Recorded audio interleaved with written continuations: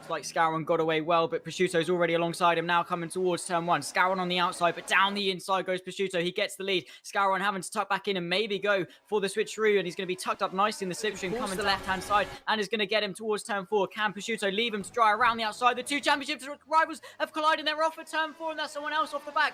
But the absolute chaos off the first lap, and Prosciutto on the back of this. Adam Rainey just in front. It is to the inside of Curva Grande, fills the space. They're going to be side by side on the run. Are they going to be 3 abreast? This is Parisis trying to find a way through. Bit of contact to the rear left of Aronia, who's going to go all the way around the outside and towards the Della Roja. Just about manages to keep it on track, but Rainey goes off, nearly slicing his front wing off the rear end, or the rear diffuser of Aronia. They're more motivated now to look to the left-hand side, under brakes and towards the Della Roja, though Aronia's going to say no thank you, turns across him, and Rainey sideways, under pressure now from Parisis, in towards the short run towards Lesmo 1. Is Parisis going to be able to stick his nose in? Yes, he does, but Rainey, with that outside momentum, Parisis is going to come back at him. They're going to be side by side. This is great racing. Is he going to be able to get the slingshot? He's tucked up, pulls to the right-hand side, deja vu, as it has been, but again, hits that brick wall. Is he going to do what Cam said? Dummy to the inside. There's no space. He's going to look for it. This is what Mackenberg needs. Is he late enough on the brakes in towards turn 1? There's contact. No, Kasperin's held it. They're going round. What has happened here? And Kasperin's been finally sent round. Mackenberg inherits the race lead, and surely this year's going to have to take a look at that. But no, Mackenberg,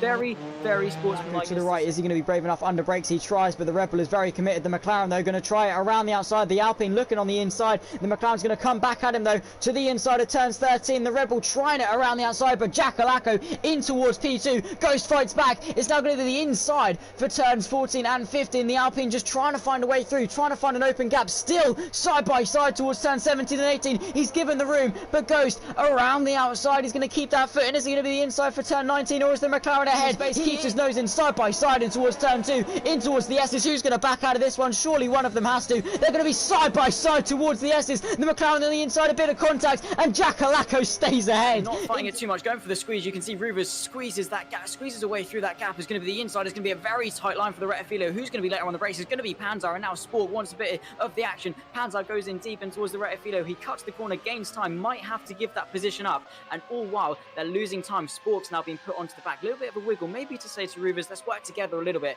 but 2 cents between them and closing, and has pulled to the left-hand side. He's got the drive. Is it the slingshot he needs in order to get into second place? It is.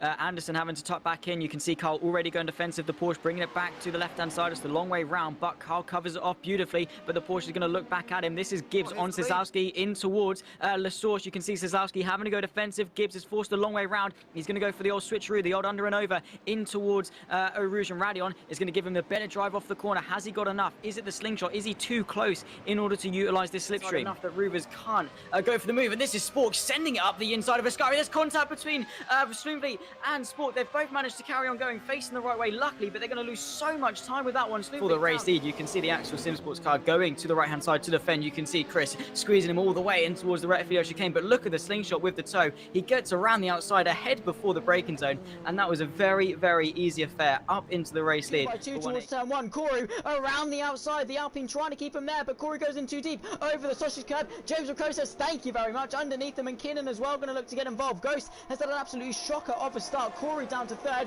Kinnan gets ahead of him, and Corey's going to be trying to give him a fight all the way down towards the Della Roja, tucking into the slipstream. Kinnan defends. There's no space to the right hand side or the left. Kinnan parks that perfectly, and Corey from pole down to P3. Tira is now going to have to be in the slipstream once more, down in towards the bus stop chicane.